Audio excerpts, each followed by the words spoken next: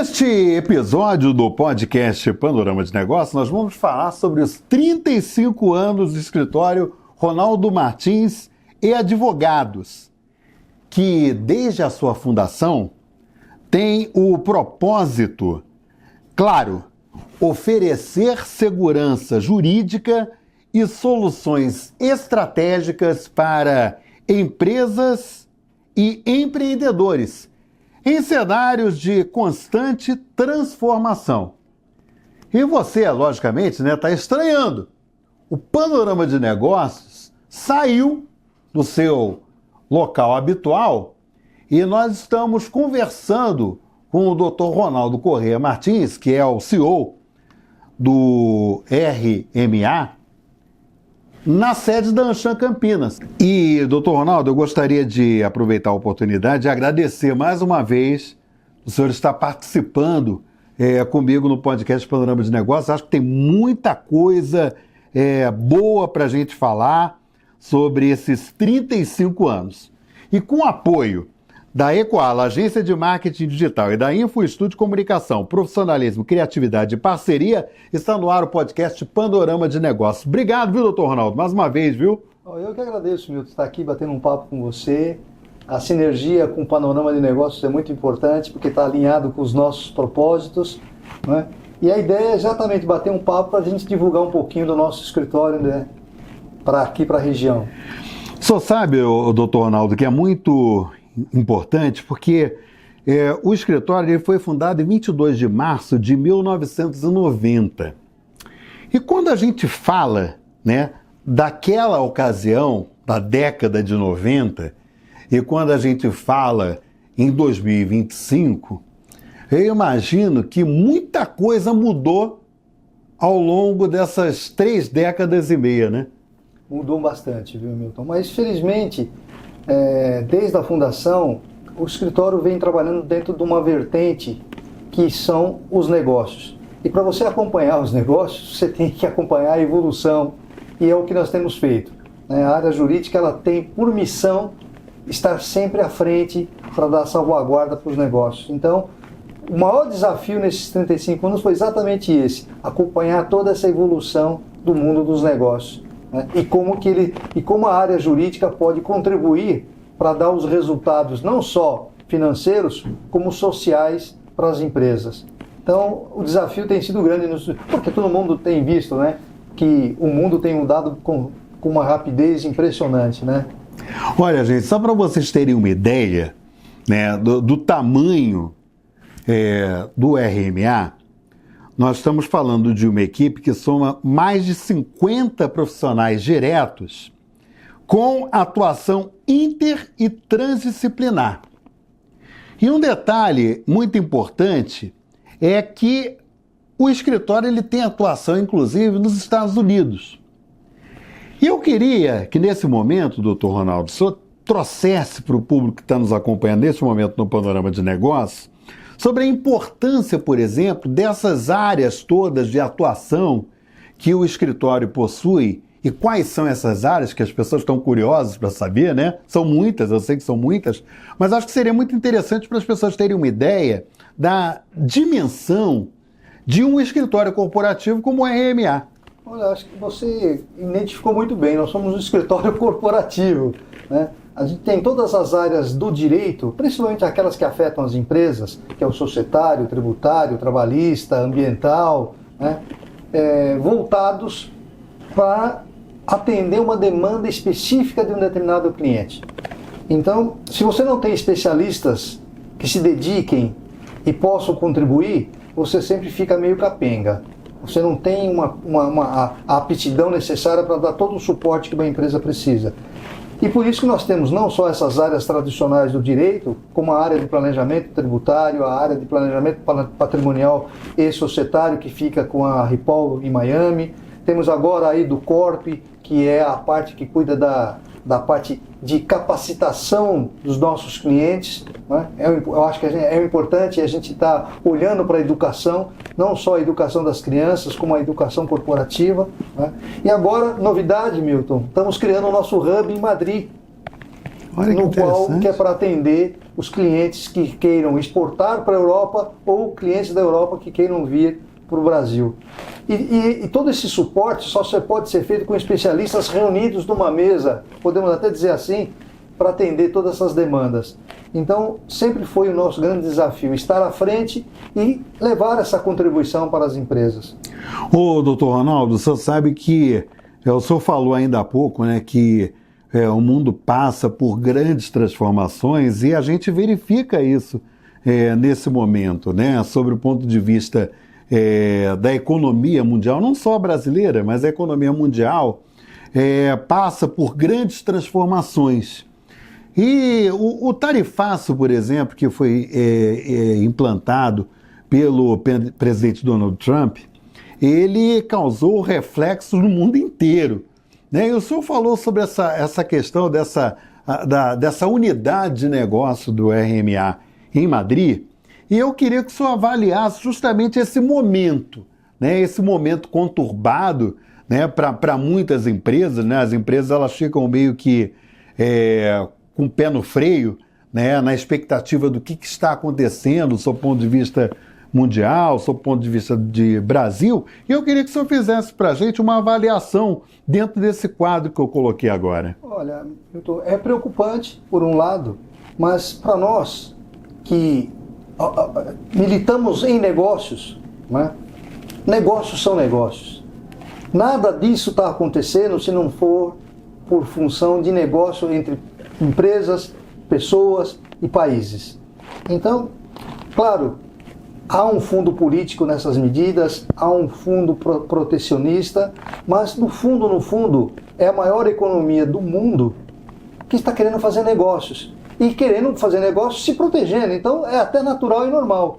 Então o que nós temos que fazer é como encarar esses desafios e também fazer parte dos negócios. Como comer um pedaço desse bolo.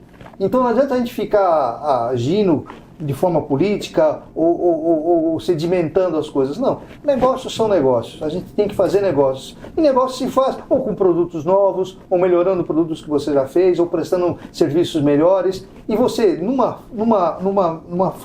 momento de transformação, também vai se transformar e vai se ajustar e vai se adaptar e fazer negócio. Essa é a nossa visão sobre tudo isso que está acontecendo. O senhor acredita, por exemplo, que numa situação como essa, a economia, ela se adapta? Sempre foi assim. Para quem é estudante de economia, ou para quem gosta de economia, sabe que o mundo, desde Marx, e aí com os vários sistemas monetários, capitalista, marxista, liberal, neoliberal, são transformações que vão ocorrendo no mundo. E não vai ser agora, né, que as coisas vão ter um término, ter um fim. Né? A gente está vendo a evolução da transformação tecnológica no mundo. Nós fizemos uma série de investimentos, né, na área de tecnologia, estamos satisfeitíssimos, tanto que a produtividade do nosso escritório cresceu muito nos últimos anos, mas a gente já está vendo, e até temos um artigo sobre isso, a relação do humano com as máquinas. Então, é uma próxima geração, não só a geração educacional ou a geração populacional, mas a gente está vendo que essa evolução tecnológica está trazendo para o mercado robôs que vão suprir uma boa dose dos trabalhos. Então tudo isso está dentro de um contexto de evolução da humanidade, de evolução da economia. Então nós temos que estar preparados, temos que acompanhar. Eu me lembro muito bem que a minha vida profissional começou com mimeógrafo, passou por fax. O senhor está falando, eu lembrei e agora também. Nós estamos aqui, se a gente não tivesse uma cabeça aberta, uma mente aberta para acompanhar essas evoluções, nós não estaríamos aqui conversando. Então você imagina, você sair de um mimeógrafo para vir para um robô que vai suprir uma série de atividades. Agora, a gente não pode ver isso como um obstáculo, como uma barreira, muito pelo contrário, tem que ver isso como uma facilidade, uma ferramenta para justamente acompanhar essa evolução. Aliás, o senhor falou sobre essa questão da tecnologia, e um ponto que me chama muita atenção, eu gostaria de saber isso do senhor, né? E eu acredito que esteja no radar, se não está, vai estar, mas eu acho que já está. O tema que todo mundo fala bastante, que tem chamado muito a atenção das pessoas, que é a inteligência artificial. E a gente tem, por exemplo, depoimentos, por exemplo, de alguns advogados que falam do cuidado que se deve ter, por exemplo, em você fazer uma petição, por exemplo, envolvendo a inteligência artificial.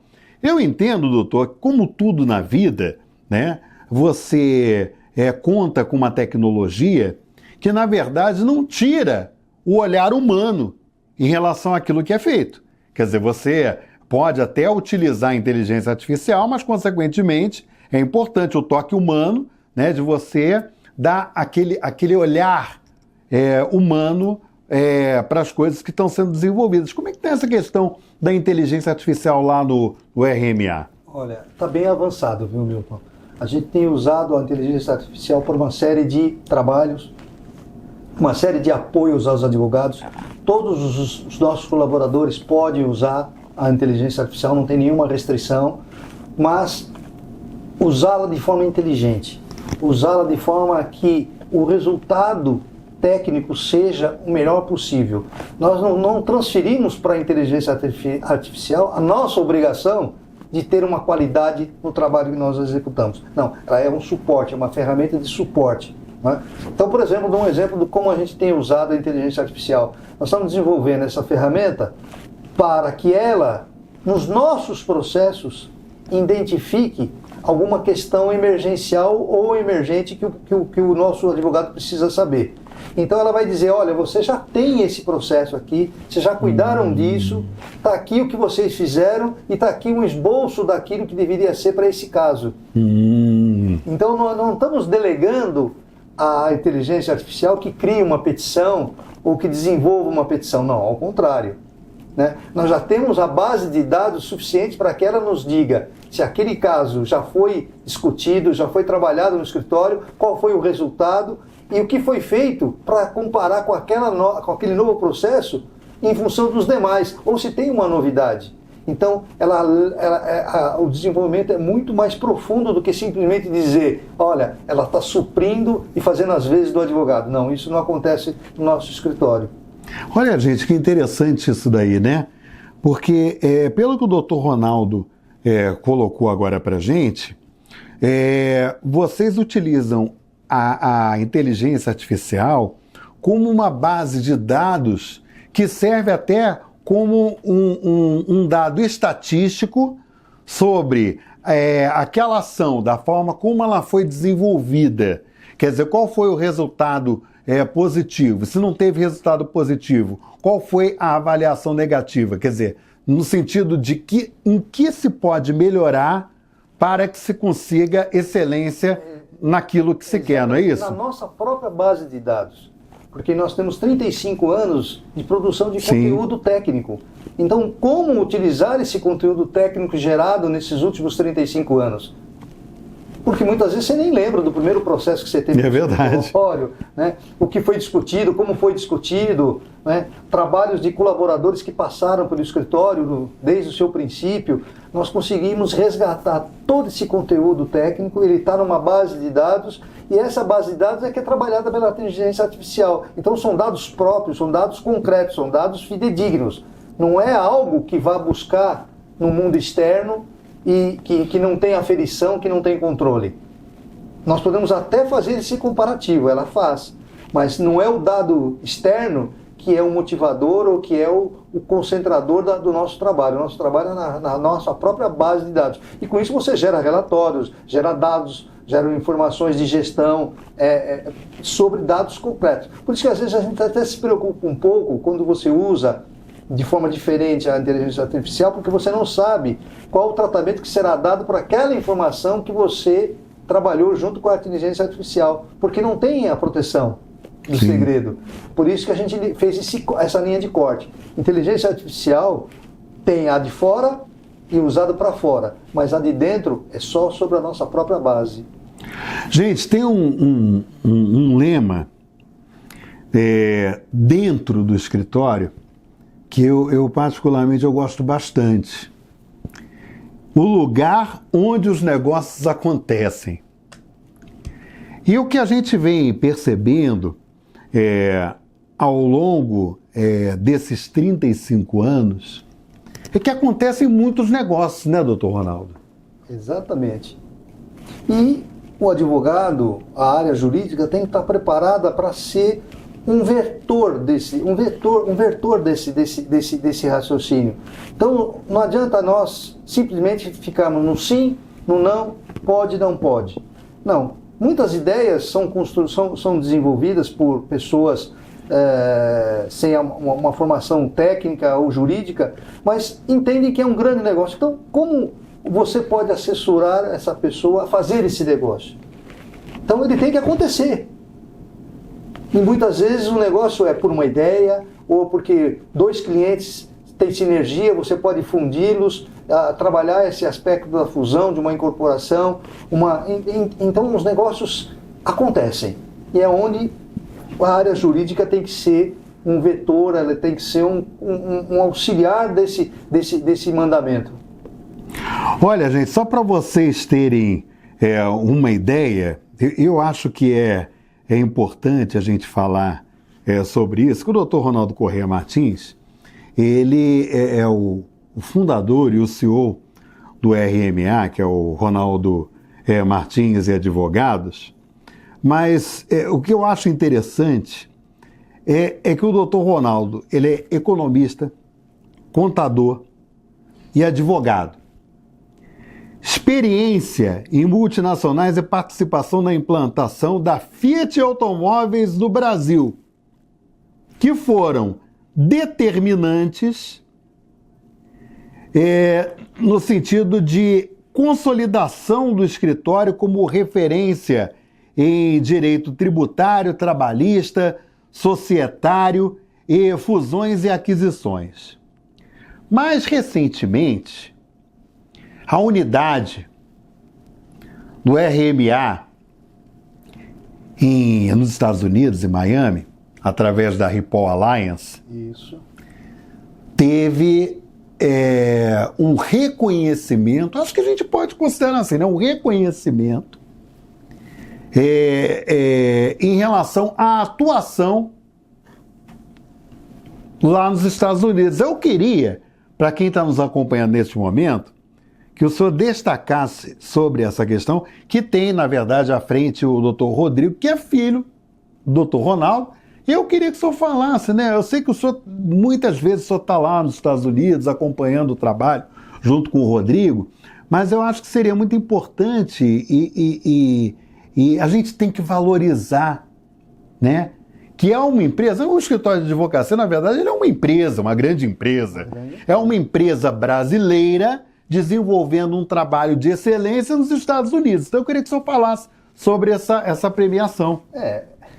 Como é difícil a gente falar dos filhos, né? Sim. Porque normalmente a gente sempre elogia, né?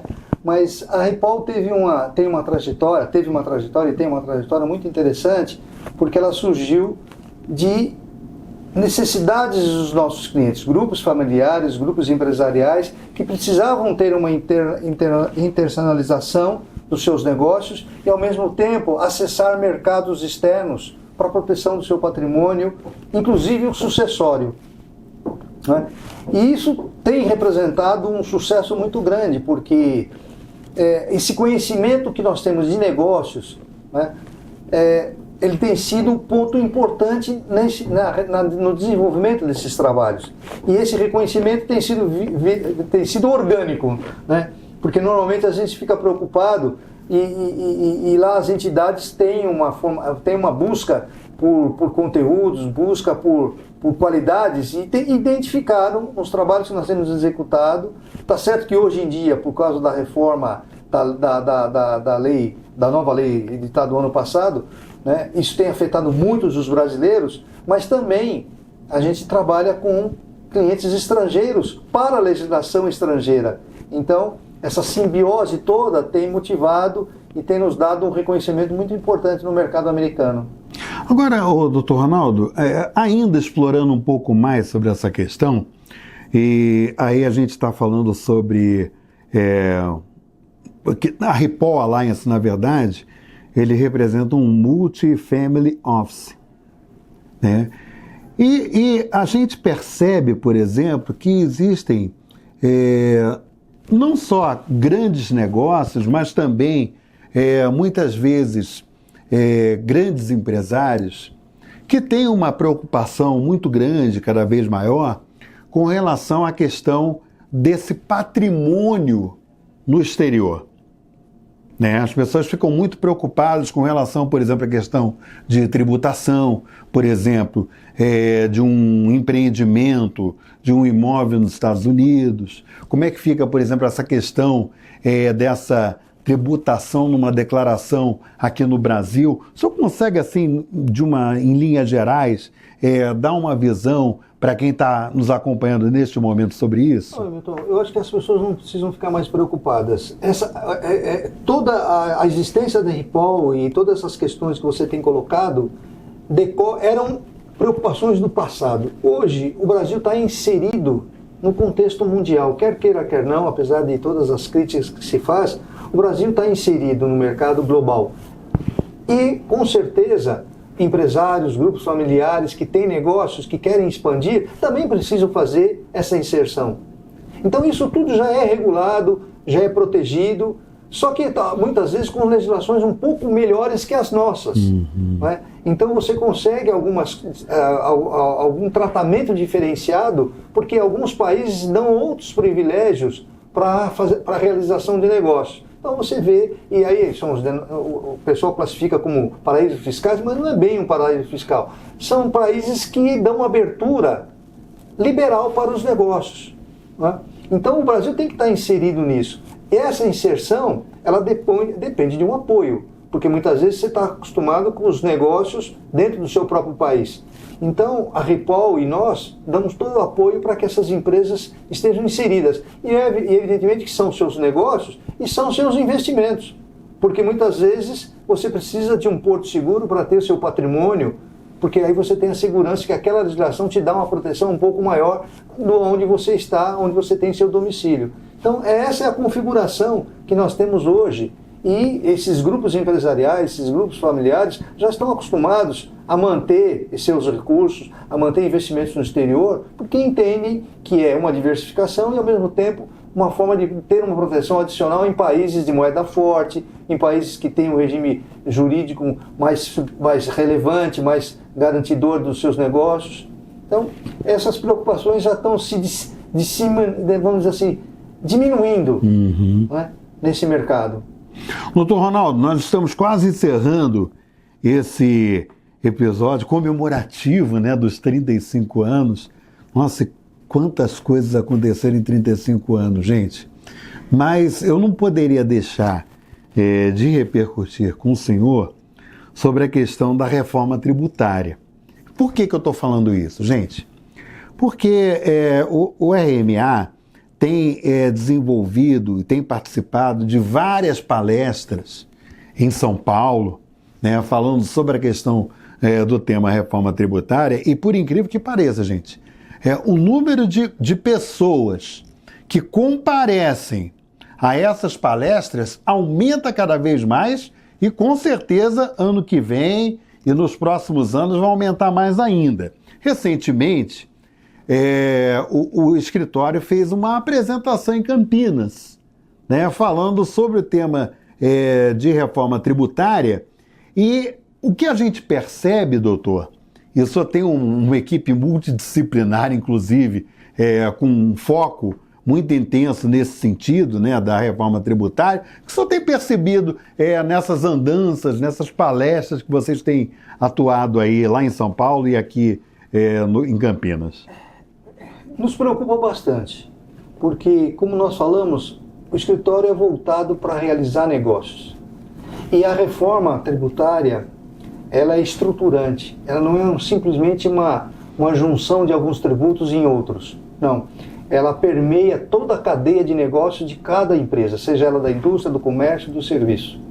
E é o que a gente tem percebido, que as empresas não têm e não estão preparadas interna e externamente, ou seja, você identifica que a área de suprimentos não consegue atuar de forma preventiva na compra, vendas a mesma coisa, contabilidade, sistemas, tecnologia, né?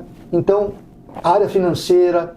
Então, o que a gente percebe é que essa diversidade dos impactos da reforma tributária não estão sendo tratados e absorvidos por toda a estrutura das organizações. Então são situações, spots que é o jurídico que está vendo um aspecto, às vezes é a área de finanças que está vendo o outro, mas não está integrado. E a falta dessa integração é que pode ser perniciosa a partir da implantação de 2026 efetiva. Porque você pode estar deixando na mesa vantagens que você poderia estar tendo, ou assumindo passivos por desconhecimento ou por não ter trabalhado de forma prévia. Então essa peregrinação que nós estamos fazendo é uma verdadeira peregrinação mesmo, né? Porque é difícil para as empresas você fazer um funil e isso chegar dentro de uma posição estratégica para que haja uma perfeita gestão da reforma tributária nos seus negócios. Olha, para a gente é sempre motivo de muita alegria, o doutor Ronaldo, conversar com o senhor, porque todas as vezes que o senhor vem aqui, o senhor nos dá uma aula, na verdade, sobre direito, e esse universo é tão interessante, é tão bacana. E a gente está encerrando esse episódio, mas eu gostaria de lhe perguntar o seguinte: o que esperar para os próximos 35 anos, doutor Ronaldo? Olha, cronologicamente vai ser difícil, porque talvez a gente não esteja aí para acompanhar, mas a nossa equipe está evoluindo para dar longevidade no escritório, dentro desses princípios, tanto profissionais como éticos e morais.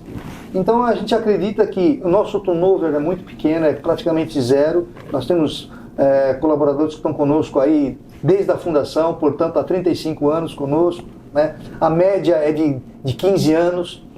E então a gente acredita que esses são os profissionais que vão levar para frente, vão dar longevidade a esses princípios que o escritório defende, que o escritório trabalha, que o escritório apresenta e dedica aos seus clientes. Então, muitas coisas vão acontecer nesses próximos 35 anos, mas a gente acredita que o mindset dos nossos colaboradores já está voltado para se ajustarem a essas mudanças que vão acontecer e levar para frente esses valores que nós temos. É o que a gente espera. Doutor Ronaldo, mais uma vez, muito obrigado, viu, por o senhor ter aceito o nosso convite, né, de participar do podcast Panorama de Negócios. Espero contar com o senhor aqui muitas e muitas outras vezes, porque a gente sempre tem questões importantes e interessantes, né, para o público que nos acompanha. Então, mais uma vez, muito obrigado. Viu? Eu que agradeço, Milton. Precisando, é só nos chamar que nós estamos por aqui. E você, veja e reveja quantas vezes você quiser esse episódio com o Dr. Ronaldo Martins na página do Panorama de Negócios no YouTube, e não se esqueça também da página do Panorama de Negócios na internet, www.panoramadenegócios.com.br. E até o próximo episódio.